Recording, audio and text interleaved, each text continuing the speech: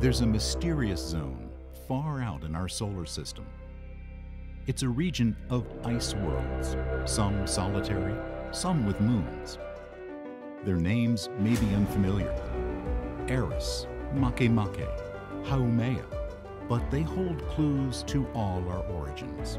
And the first of these worlds, and the one we'll reach in 2015, is the king of the Kuiper Belt, Pluto. The long journey of NASA's New Horizons mission began in 2006 aboard America's biggest, baddest rocket, tricked out with every conceivable booster. We built a very light spacecraft and bought a very large launch vehicle, and the combination is ferocious. But in some sense, it all began in 1930 with Clyde Tombaugh, 24 years old and fresh off a farm in Kansas, but willing to spend long hours scanning star fields to find a moving point of light. Humanity's first glimpse of Pluto. The dream of actually getting to Pluto began with a 6-year-old boy in love with science, who grew up to lead a team of brilliant researchers and engineers with dogged persistence through decades of planning and building and testing. A race against time just to get to the launch pad. Exploring the outer solar system, because it's so far, takes a lot of time. It requires a lot of patience, a lot of dedication, a lot of perseverance, but it's the frontier. Assuming all goes well at Pluto, NASA may choose to extend the adventure further out into the Kuiper Belt, the solar system's mysterious third zone. This is maybe the one chance in my lifetime that we're going to get a spacecraft out there and look up close at one of these Kuiper Belt objects. December 6, 2014. We have a phenomenal wake-up with the New Horizons spacecraft. New Horizons wakes up for the last time from hibernation. New Horizons is speeding towards Pluto at a phenomenal rate, and we can't wait for it to get there. January 27, 2015, 6 months of approach science begins. July 14, 2015, New Horizons' long journey, 3 billion miles, 9 years in flight, and 85 years of speculation about Pluto, climaxes in one day of close approach and flyby. You know, we're rounding third base and we're headed home. The dream, the adventure, the promise of discovery. That's what makes 2015 the year of Pluto.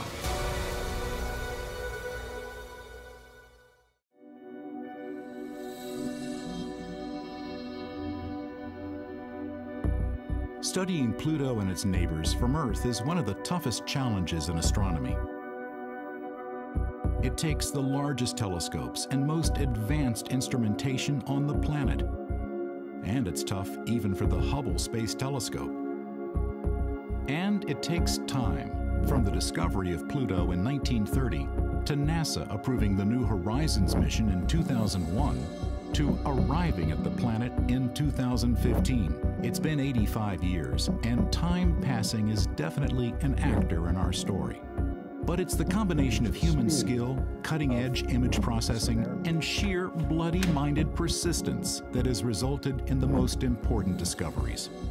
And that's a tale as true today as back in 1930, when Pluto was first found by Clyde Tombaugh. In 2011, at the SETI Institute near San Francisco, Mark Showalter used Hubble data to discover 2 new moons around Pluto, although he was actually looking for possible rings. Showalter has found rings associated with small moons around other planets. And that was kind of the motivation for checking out Pluto. It's got 2 little satellites. Satellites raise clouds of dust. Let's see what might be there. It's easy to take artistic license to show what Pluto's rings might look like. In reality, it's incredibly hard to see faint objects against the dense background star field and the glare from Pluto and its large moon, Charon.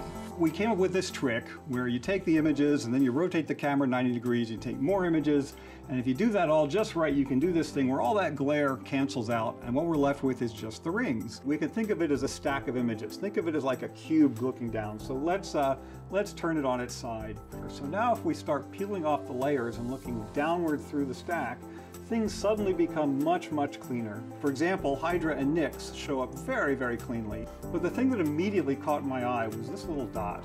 right there. It's not a perfectly sharp hot pixel like over here, and that's what made it pretty convincing to me that we had seen a very small moon of Pluto that nobody had seen before. To be sure you've detected a real moon or planet, you have to show it's moving, unlike the background stars. The thing that makes moons distinctive is if we come back later, they'd all have shifted because they all orbit the central planet. This required a great deal of patience to then wait about 6 days until we got our next set of observations of the Pluto system.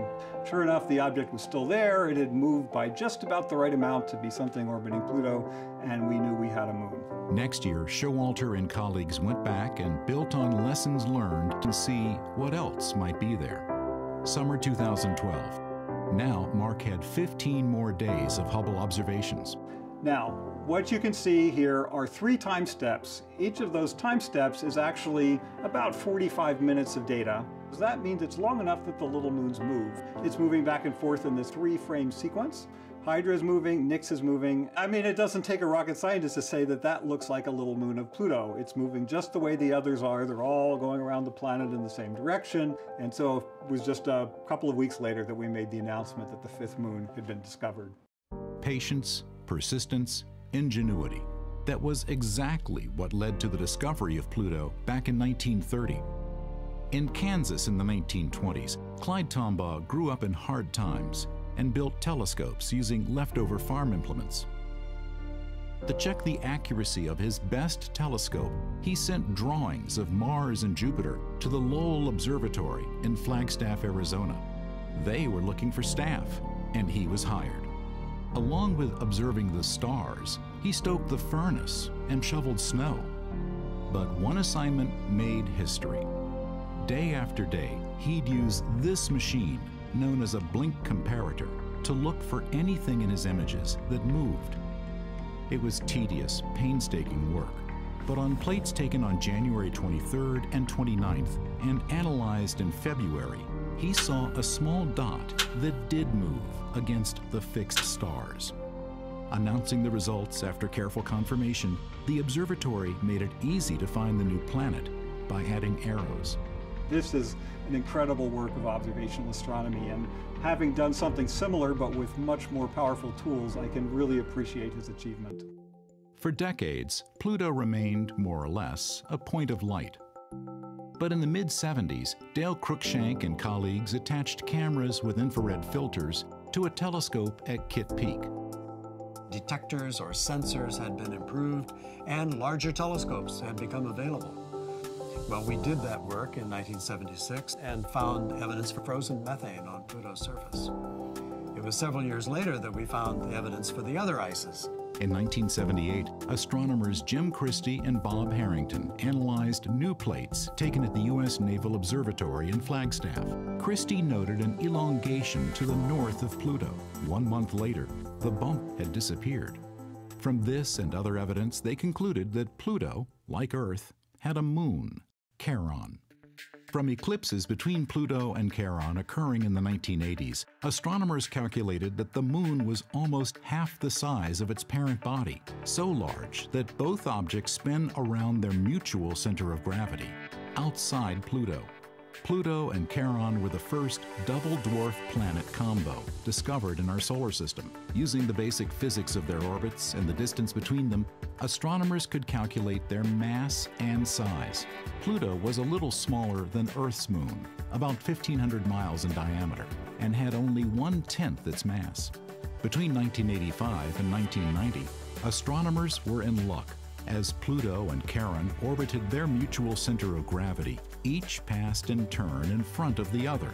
The so-called mutual events allowed astronomers like Mark Bowie to capture the changing patterns of light.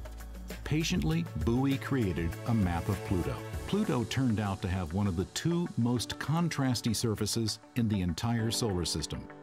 In the mid-90s, Bowie and Alan Stern used the Hubble Space Telescope to make the first direct images of Pluto's surface. And it's exciting to Mark and I and to our whole scientific team to be able to see this object that no humans really could glimpse as a real planet, as a real object in the solar system previously. In 2005, Hal Weaver and Alan Stern used the Hubble for another close-up look at Pluto and Charon. They discovered two small, dim moons where only Charon had been seen before.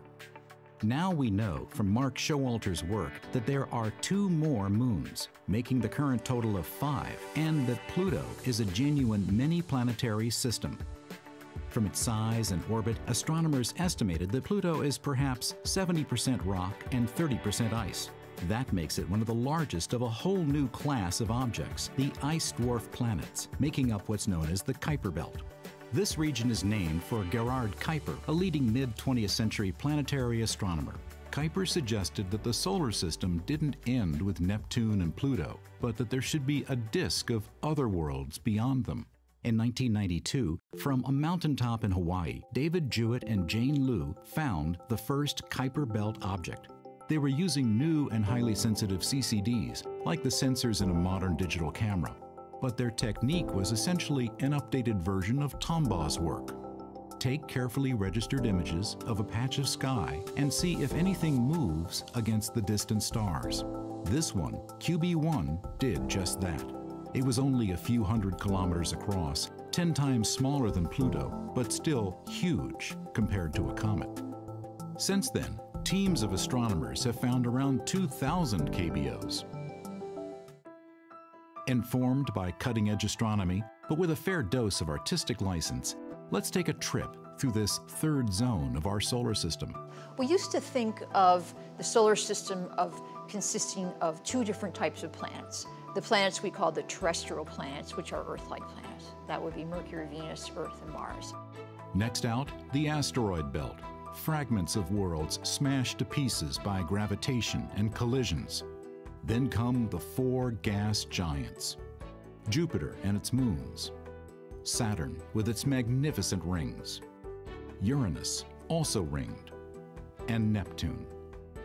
And then Pluto was this kind of, odd guy out. It was this little object at the edge of the solar system. And then when we found all these other Kuiper Belt objects, this is kind of almost a third type of object. So for the first time ever, we'll be able to fly by a brand new object, an object that's been forming for billions of years, and understand what outer parts of the solar system are all about. By July 2015, we'll know for sure what Pluto and its moons look like, and that will provide breakthrough information on all those other ice dwarf planets, the most numerous planetary objects in the entire solar system that make up the Kuiper Belt. Actually, the Kuiper Belt is more like a donut, bulging up above and down below the ecliptic where most of the planets move. It's kind of like the asteroid belt, but much bigger. It has hundreds of times more objects in it than the asteroid belt. Let's now visit 5 named KBOs in the exact positions they'll be in on July 14th, 2015, the day when New Horizons flies by Pluto. Quawa was one of the first Kuiper Belt objects discovered. It's about 1,000 kilometers in diameter, a reddish world, covered in water ice, methane, and ethane. And like many KBOs, it has a tiny moon of its own, Waywa. Up above and down below the plane of the solar system, numerous KBOs have been flung about by Neptune's gravity. This region is known as the scattered disk. One of the largest of these KBOs, Eris, is close in size to Pluto and is made of rock and methane ice. Astronomers categorize KBOs by the tilt of their orbits relative to the plane of the solar system. And one of the more highly inclined orbits belongs to Makemake, named for a Hawaiian creation deity. Some of these have methane or water ice on their surfaces. Some of them just seem to be covered in some brownish gunk. There are gray objects out there. There are brown objects out there. There seem to be distinct populations. Some of them seem to be very spherical, and so they probably have warm interiors, and then others are peculiar shapes which suggest they're very cold and strong. Perhaps the most bizarre and unexpected KBO is Haumea, a KBO shaped like an American football, made of rock and ice. It's white with red splotches, and orbited by at least 2 moons. One of the strangest orbits of any KBO belongs to Sedna, discovered in 2003. Its orbit is the most eccentric of any KBO now known, bringing it as close as 76 AU to the Sun, but then carrying it outward to 936 times the Earth-Sun distance. Sedna's strange 11,000-year orbit seems to link it to an even vaster cloud of objects, ready for exploration by future generations. The Oort cloud is an immense icebox of long-period comets, from 10 to 100 times more distant than the Kuiper Belt, surrounding all the known worlds of our solar system. There's a real record of the early history of the solar system out there in cold storage at the edge of the solar system. This is what was left over. Pluto is the first member of that group. But to begin humanity's exploration of the Kuiper Belt, you first have to get to Pluto. And that means getting a mission approved, a spacecraft designed and built, and delivered to the launch pad on time. And none of that was easy.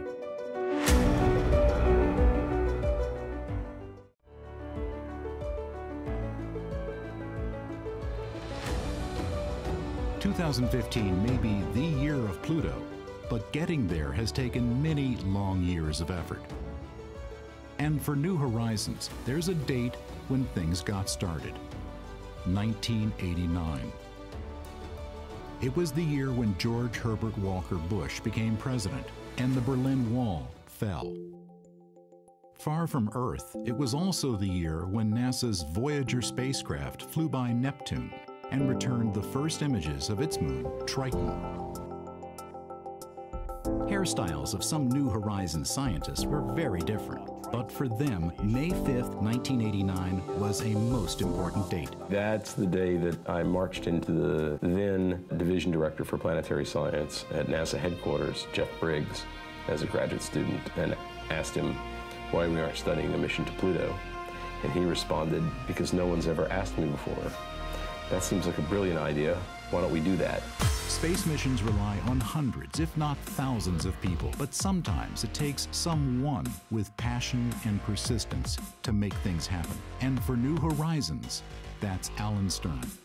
I was interested in this when I was a boy, so I've been somewhere between in the groove and stuck in a rut for 40 years. There'd been some thought about sending one of the twin Voyager spacecraft past Pluto to complete the exploration of the known solar system. But in the 70s, the scientific establishment wasn't convinced Pluto was all that interesting. Young grad students like Alan, Mark Bowie, and Fran Bagenal thought differently. Back in, about late 1989 or so, there was a bunch of us who were really keen to go to Pluto. And the thing that drew me to it the most was the fact that we knew so little. Here's the frontier. So it was a bit of an opportunity for young people to come in and say, hey, where are we going to go next? What's the next great frontier that we should go explore? And it was clear, out to the Kuiper Belt. Alan, Fran, Mark, and a small band of enthusiasts became known as the Pluto Underground.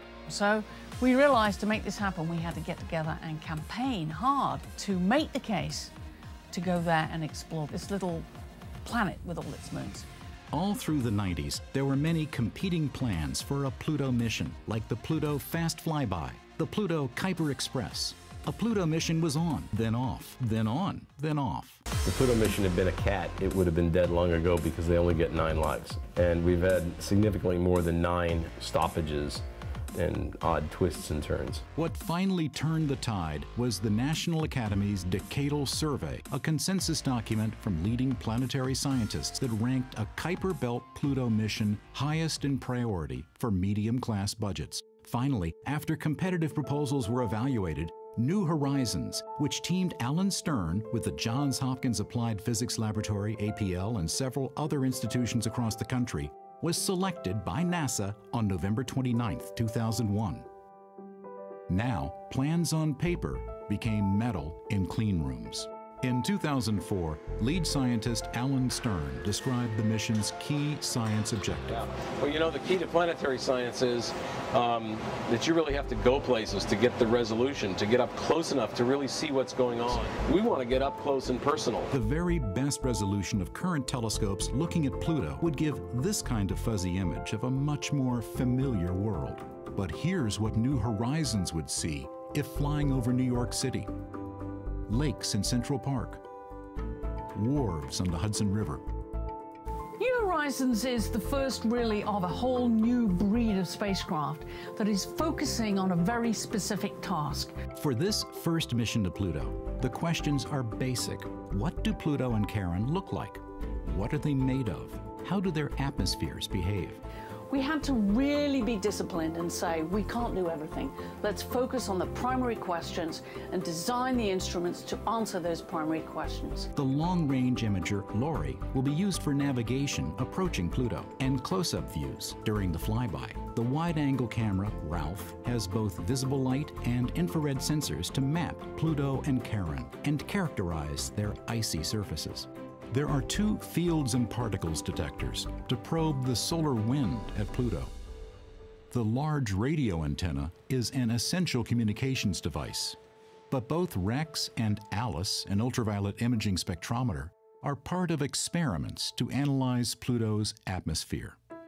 And there's the Venetia Burney Student Dust Counter, built by undergrads at UC Boulder, and honoring the schoolgirl who named Pluto back in 1930.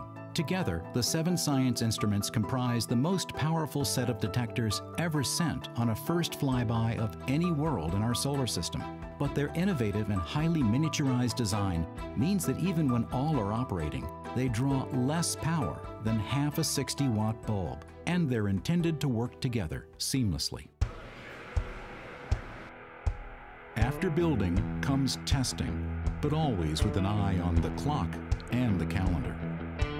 It's very, very important that we launch in either 2006 or 2007. We have to make that deadline. If you want to fly to Pluto on the quickest route, you need Jupiter in position.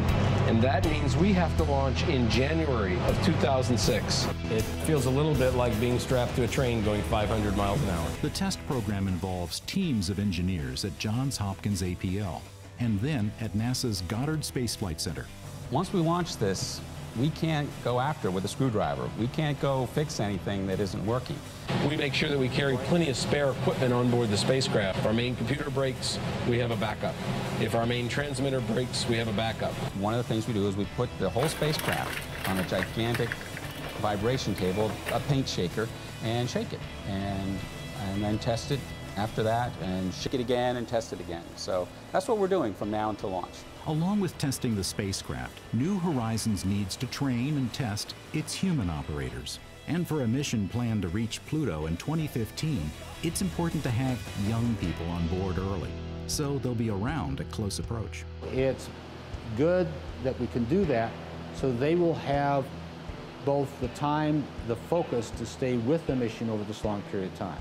Many of the faces you see around Mission Control in 2004 and 2005 are young and enthusiastic spacecraft engineers. Normally we're focused on subsystems and instruments in the spacecraft surviving that duration, but for people we have to have a longevity plan. They'd be committing the prime of their careers to this mission to Pluto, knowing they'd be a decade older when New Horizons reaches its primary target. The ability to practice things in those years far out there are all part of the planning now to assure mission success then. How old are you going to be? In 2015? I don't know, somewhere in my 40s. Oh, and you're a youngster. Yes. In late 2005, the action shifts to Cape Canaveral. New Horizons may be light and relatively small, but launching it to Pluto requires America's most powerful rocket, the Atlas V. New Horizons will be traveling so far from the sun that solar panels wouldn't be sufficient. So the Department of Energy delivered an RTG that would power the Pluto mission by turning heat from the radioactive decay of plutonium into electricity. Working round the clock, they arrive at Pad 41 before dawn. On behalf of NASA and the entire New Horizons team, Stern wanted to be the last to bid the spacecraft bon voyage before closing up the hatch. On January 19, 2006, after 17 years of planning, building, and testing, a picture-perfect launch that thrilled onlookers in Florida and the mission operations team back at Johns Hopkins in Maryland. We have ignition and liftoff of NASA's New Horizons spacecraft on a decade-long voyage to visit the planet Pluto and then beyond. Despite immense technical and timetable challenges, the mission had made its window and was on its way. New Horizons' velocity at launch was the fastest ever, traveling almost 60 times faster than a jetliner. In just 9 hours, it passed the orbit of the Moon. Apollo had taken almost 10 times that long. 1 year later, a slingshot gravity assist from the giant planet Jupiter provided another 2 kilometers per second boost, cutting travel time to Pluto by 3 full years. But this was more than just a jump in speed. The Jupiter flyby was a scientific dress rehearsal for Pluto. New Horizons instruments returned detailed images of Jupiter's clouds, moons, and rings. We got the night shine. Oh, wow, look at that. Then it was off across the empty ocean of space, with no new land in sight till Pluto in 2015. The spacecraft had been tested and passed with flying colors. Now it was time to test the humans and the ground systems. July 5th, 2013, it's day 1 of a 9-day encounter rehearsal. The main success criteria for this rehearsal is for the spacecraft to flawlessly perform its activities as if it were at Pluto, with everything the same, except that Pluto's not there. The dates in 2013 were carefully chosen so that Earth-received times would be identical to those for the real encounter in 2015. Mission managers wanted scientists and engineers to experience the stress of time-critical 24/7 operations expected for July 2015. We're flying by an object that is a huge distance from Earth, and we're trying to hit a box that's 100 by 150 kilometers wide. And that then leads into maneuver planning and trajectory control needed to thread that needle and hit that small box. It's way the heck out there. This rehearsal would actually be uploading commands to New Horizons to instruct the spacecraft to run through the exact same set of observations as in 2015. There definitely is an element of risk involved, but from one standpoint, if you didn't do any simulation with the real spacecraft at all, you could argue that could pose more risk because you don't want such a critical activity only being done once on flight. Those are all invaluable to get us ready and practiced for the one and only shot we'll have to explore the Pluto system. We've been waiting 12 years since we wrote the proposals to do this rehearsal. It's the last big step before we can do the encounter. We think that we are about 10 million miles out from Pluto and closing. But so far, so good. We're off to the races.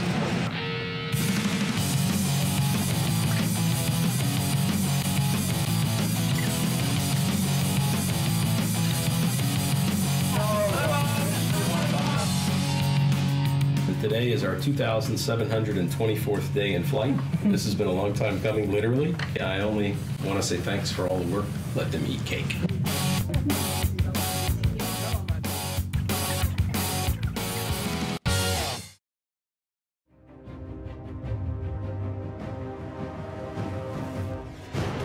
July 12th, 2013, standing in for July 14th, 2015. This is it, a minute-by-minute simulation of Encounter Day. It's make or break. Well, it's the most important because we've best been spending the 24 hours of the most intense activities that we've been running on the spacecraft, and this is the longest that we've been out of contact since we've entered encounter rehearsal. This may be a rehearsal, but New Horizons has been firing its thrusters and spinning in space, identical maneuvers to those planned for 2015. On Encounter Day, the spacecraft will be too busy taking data to send back images. That's why its first simple "I'm alive" message will be so important. Sometime within the next minute, DSS 43 should lock up on the signal.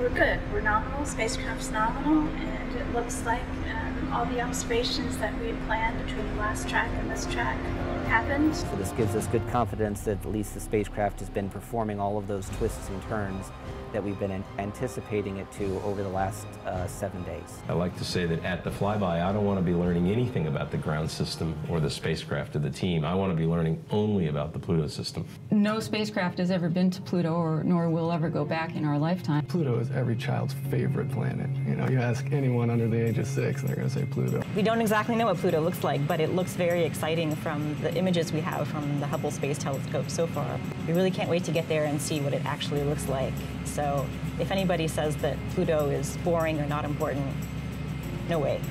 Before New Horizons arrives at Pluto, most everything we think we know about the planet and its moons is up for grabs. Virtually every place we've sent a spacecraft on a first reconnaissance mission like this, that we find out that our Earth-based notions were flat wrong. So I'll tell you what we expect, but before anything, what we expect is to be surprised. From the 1990s through today, Stern has been consistent in avoiding speculation. You get the same answer everybody's gotten from me for almost 20 years. I don't make predictions, except for one. My best guess is we're going to find something wonderful. But in the final months leading up to the July 2015 encounter, it's hard for most humans not to imagine what we'll see. Many planetary scientists, like Paul Schenck, base their expectations on what we saw when Voyager 2 reached Neptune, and specifically as it flew by its moon, Triton. Voyager was a 10-year-long exploration of the outer solar system, and every time they got to a planet, it was basically the first time anybody had really seen those bodies. So when they got to Jupiter, they were greeted with enormous surprises. The erupting volcanoes on Io were just completely unexpected.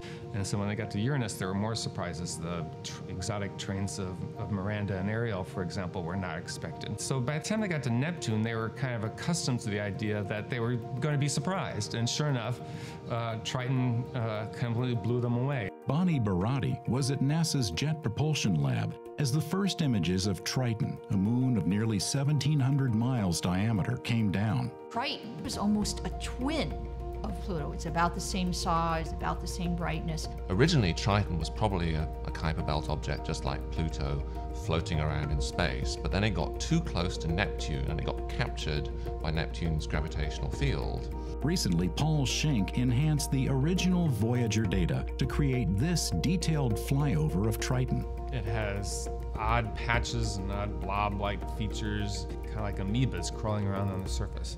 Triton has very few impact craters. Its surface is extremely young geologically. And it actually has geysers spurting material off into space. Here is a body that is hundreds of degrees below zero. So cold, it's forlorn, it's barren. We just didn't expect to see this activity on Triton. It was quite a surprise. If you just assume that Pluto was going to look exactly like Triton, which is the most similar object we know about, then you might expect to find a very interesting body. But Triton is not the only dynamic ice world in the outer solar system. 16 years later, the Cassini spacecraft sent back images of Saturn's moon, Enceladus, about 300 miles across. This is a tiny little moon, and Enceladus is actually a winter wonderland. It's very bright. It reflects almost all the radiation that falls on it, and it has these huge ice volcanoes spewing out from its south pole. And Enceladus is continuously giving off puffs of water vapor, and so if you start to see puffs of water vapor coming off Pluto as New Horizons gets closer, that would be exceedingly interesting. But what forces can power volcanoes in the deep freeze of the outer solar system? Triton and Pluto are both balls of ice with presumably rock in the center, and so one of the sources of energy is radioactive decay inside the rock, which gives off heat, just like the Earth is heated. If you just let Pluto sit there and pump the heat out of the rocks, you generate enough energy to melt a couple of 100 kilometers worth of ice. It's still possible to have an ocean beneath a relatively thick ice shell. The ice shell might be 100 miles thick or so. Over billions of years, the ice shell gets thicker and thicker and thicker as Pluto cools, and as it does so, it squeezes the water underneath And if you squeeze the water too much, then it may well actually create fractures and the water could jet out to the surface. When you're going out to the edge of the solar system, you kind of have to expect some surprises, and we're going to see them at Pluto as well. Just as Triton and Enceladus were mere dots before spacecraft reached them, until now, Pluto has been an astronomer's planet. That's about to change. We are going to start off as astronomers, and we'll be using astronomical tools to try and sharpen up our images and pull every last little bit of detail out of these fuzzy blobs. We gradually turn from astronomers into geologists as we get closer and it becomes a real world. Jeff Moore was in the room at JPL as those Triton images came down, but he also enjoys field work and thinks we'll recognize some similar planetary processes at work on Pluto as back on Earth. So I'm a geologist, and although we don't expect to see oceans on Pluto, there are common processes which operate on this planet, which are likely to operate also on Pluto and its moons. While the scales are very different, erosion shapes landforms here on Earth and all across the solar system. There are these little finger-like projections that are formed by the process of erosion, where wind and water have sculpted this landscape by taking advantage of small differences in the strength of the original rock, creating large, huge, fantastic landscapes, such as on Jupiter's moon Callisto, and we can anticipate that we may perhaps also see landscapes like this on Pluto and its moons. Pluto's 248-year orbit is more eccentric than our solar system's terrestrial and gas giant planets, greatly varying its distance to the Sun. But it's typical of many other objects in the Kuiper Belt and newly discovered planets around other stars. That, plus its highly angled polar tilt, combine to produce strong seasonal effects. In fact, the seasons of Pluto are amongst the most extreme of any seasons on any world that we know of orbiting the Sun. And those extremes may be one reason why its surface is also extremely contrasty. Pluto is perhaps the most intensely bright and dark place that we've seen in the solar system. This dark surface collects more heat. It warms up like asphalt does on a sunny day here on the Earth. And if there were frost that had settled on this dark surface, they're being heated up and driven off, and the transportation of this material could also be creating wind. So you might see small dunes oriented along the periphery of the dark surface, showing this process in action. For planetary scientists, color can be a clue to the composition of surfaces that can't be sampled directly. On the Earth, these kinds of colors from red to dark gray are generated entirely by the presence or absence of rust. On Pluto, we see also these same ranges of colors from gray to bright white to yellow to red to black, but there it must be due to a completely different process. At NASA's Ames Research Center near San Francisco, longtime Pluto researcher Dale Cruikshank and postdoc Chris Matarese conduct experiments to see what processes might create the colors we see on Pluto, starting with gases like methane and nitrogen and the extreme low temperatures we know are found there. In our cold chamber, we can produce a thin film of ice and then after that expose them to a beam of electrons, which are charged particles, comparable to what comes in to Pluto's surface from space. We find that when we shine ultraviolet light or electrons on simple molecules, before too long the simple molecules are broken apart and by natural processes they reassemble into more complex chemicals.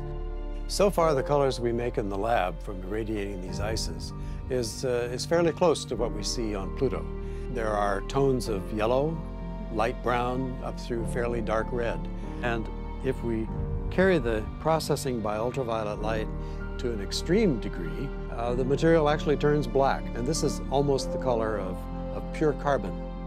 Seeing how radiation transforms simple ices into complex and colorful organic molecules should help interpret the close-up views of Pluto's surface that'll be sent back by New Horizons. Color translates to the duration of the exposure of these otherwise colorless ices over a year, 10,000 years, 10 million years. That may in turn tell us more about the nature of the exposure of Pluto's surface and even the age of Pluto's surface. Dale Cruikshank began observing Pluto back in 1976. Now, 39 years later, he's ready for its close-up. We can say that Pluto is chemically active. chemically dynamic. We don't know yet if it's geologically active and dynamic, but that's what New Horizons is going to tell us. We've been surprised in that way before as we've passed other planetary bodies that we had thought were totally cold, dead, inert worlds, and find that there are geysers, there are ice flows, there are cracks, and all kinds of evidence for geological activity. I can still remember the first time I saw Pluto in a telescope, and it was just a little dot that you could barely see. It will be amazing that within a period of hours, it will be transformed from this tiny dot that I studied as an astronomer to this huge geologic world that will be able to see volcanoes and faults and ices and mountains and craters. I mean, it'll be truly an amazing experience to see it transformed.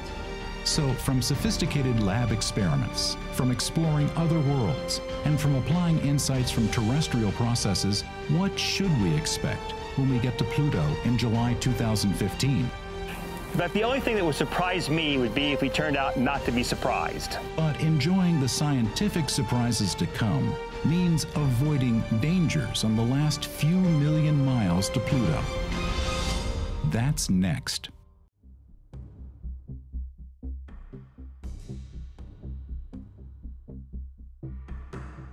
December 6, 2014. In Mission Control, Alice Bowman and her team wait to get confirmation that New Horizons has exited what's called hibernation. For 2/3 of its 3 billion-mile journey, most spacecraft systems have been turned off, saving wear and tear on the science instruments. New Horizons sends a simple signal once a week just to say, I'm still A-OK. Alice's team has a unique way of showing spacecraft status. When New Horizons is hibernating, their bear mascot is safely asleep. When the spacecraft wakes up, they put on its party hat. If all goes well, this will be the 18th time spacecraft and bear have woken up. But December 2014 is different. VIPs from NASA are on hand. 2 film crews document the action as Alan explains the benefits of hibernation. It lowers our cost because we don't need to have people babysitting the spacecraft 24/7. Outside interest in New Horizons is building. If all goes well, New Horizons will stay awake, flying by Pluto in July 2015, and then returning data until October 2016. Copy that. Thank you, GNCs. Tonight, data trickles in, and Alice has to wait to be certain New Horizons is fully awake. We should be getting it momentarily. It should be any minute now. It's like watching paint dry. I figure if I stare at the screen hard enough.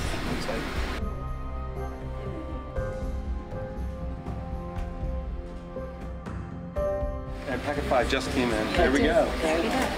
PI, PM, Mom on Pluto 1. We have a nominal wake-up of the New Horizons spacecraft on its way to Pluto. We're ready for our next leg of the journey. Was awake. Our bear is going to be here for a while. This is a watershed day. We have completed the cruise across 3 billion miles of space. The spacecraft is now awake. Finally, after 9 years, I'm glad to see hibernation behind us and active ops ahead. On to Pluto. But there are still hundreds of tasks to ensure a safe flyby in July 2015. January 27th, New Horizons has been sending back technical data and all seems fine. But today is the first time Hal Weaver and Andy Cheng will be seeing new science images. I thought I saw it pop up here. Let's try that again. Cheng is lead scientist for the LORRI camera. LORRI is used for navigation to find the targets and to correct the trajectory so we get to the right place at the right time. Voltages, currents, temperatures all look normal. No error messages. This is it. Let's check out the very first images. And then Sharon, right there, peak pixel 55. That's right. Okay. All right, so there they are. Let's look at the whole For field. project scientist Hal Weaver, even the jump in size from 1 to 2 pixels was significant. This is a real milestone in the New Horizons mission, the very first images of Pluto in the Pluto Encounter Year. Hadn't turned Lori on, hadn't gotten any images since last summer, last July. But this is it. This is the start of it. How she blows. We really don't know what we're going to see. That's what this mission is all about. What is the surface of Pluto really like? How big is it? What are the orbits really? So it's nothing but delightful surprises coming for us. But some of the surprises may not be quite so welcome. As New Horizons gets still closer to the Pluto system, Lori will be able to identify small moons and possible rings that can't be seen from Earth. John Spencer is leading the UHAZ campaign.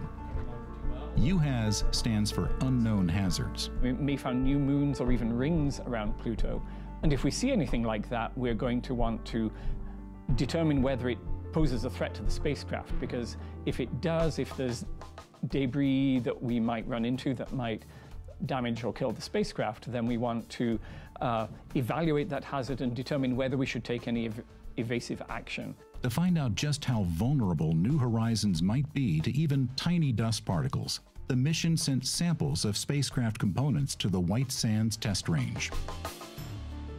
Technicians at White Sands set up gun tests to assess how vulnerable New Horizons' outer covers and cables might be. We went to 2 facilities that could shoot things into parts of models of the spacecraft. While the results might look dangerous, the mission has options to take evasive action.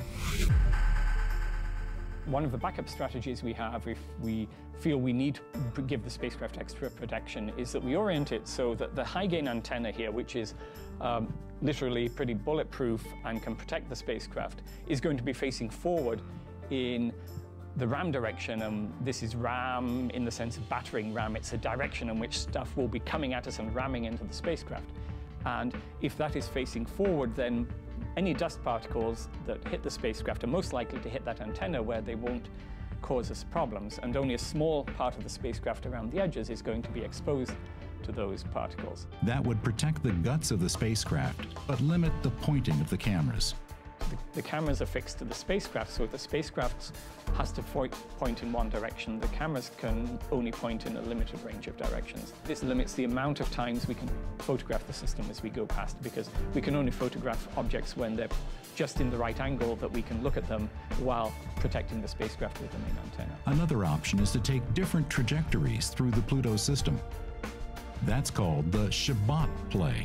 Shabbat is the best acronym in the space business. It stands for Safe Haven by Other Trajectory.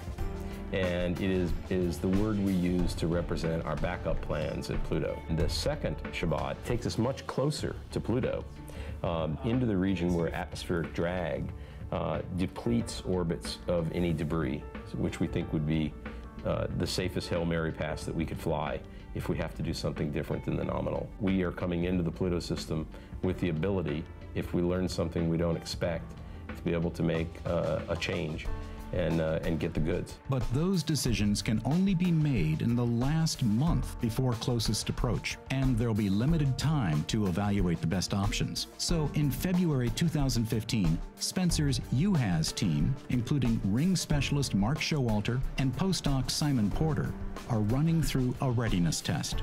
Now they're on the clock and being scored for whether they can work through the calculations fast enough to decide on a trajectory correction maneuver that might prevent loss of mission. And that makes this exercise more critical than any that have gone before. The difference between this and previous operational readiness tests is that this is where we have to demonstrate to the project and NASA that we can do this. But the only test that really matters comes on July 14th, 2015. That one day will pay off 26 years of dreams and 9 years in flight.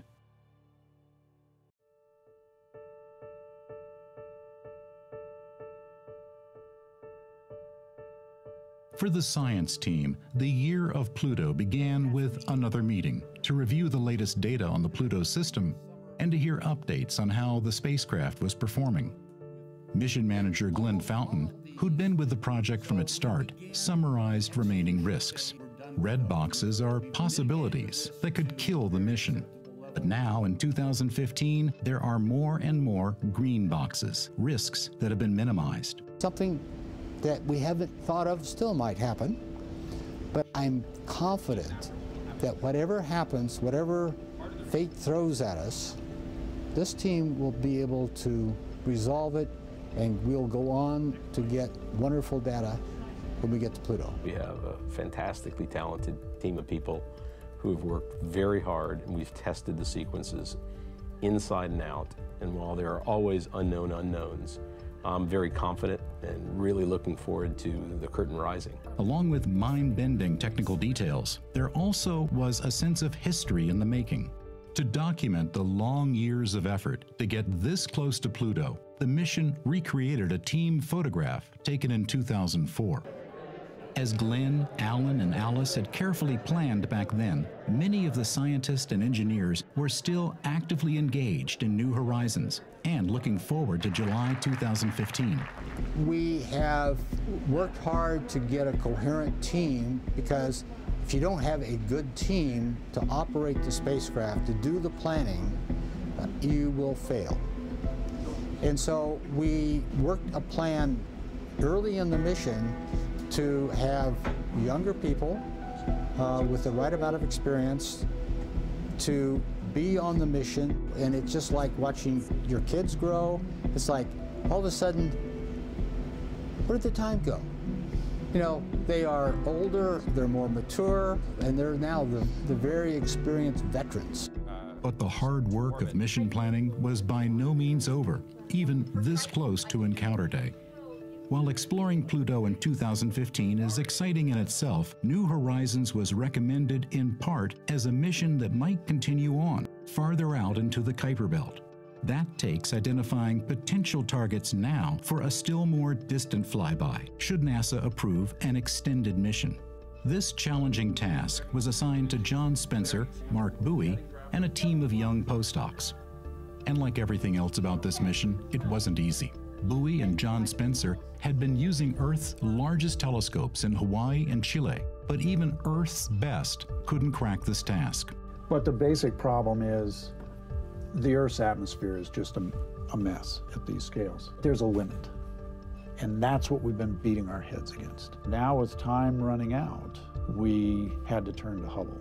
And so we sort of, not so jokingly, talk about Hubble to the rescue. Without Hubble, we would not have these objects. Mark and his young collaborators came up with innovative search techniques using custom software. What that does is makes the stars smear out and makes the Kuiper Belt objects hold still. It's been a lot of work, but to do something as exciting as this has been just so much fun. I've been plugging through the data today because it's fresh data, and I just really, really wanted to know what the answer was. Well, we would have been in big trouble if we didn't find the KBO in time. So there was this pressure, but honestly, we had the best people in the world working on the problem, and we did it. And we just do the math, write the software, crunch the pixels, and then I create this graphic, and from that point on, it's what I call wetware.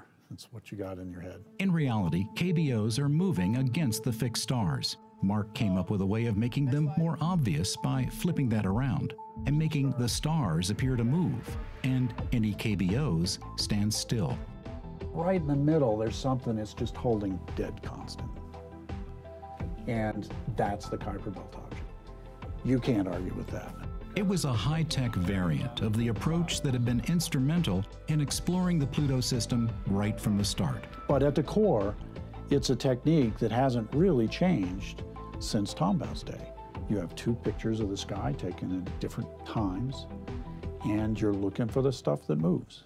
As soon as you see something real, there is absolutely no question about it. As soon as it flashes on the screen in just a millisecond, there it is, it's real, and you know, I've found another Kuiper Belt object. But finding a KBO is only half the battle. Is it located where New Horizons can reach it with available fuel?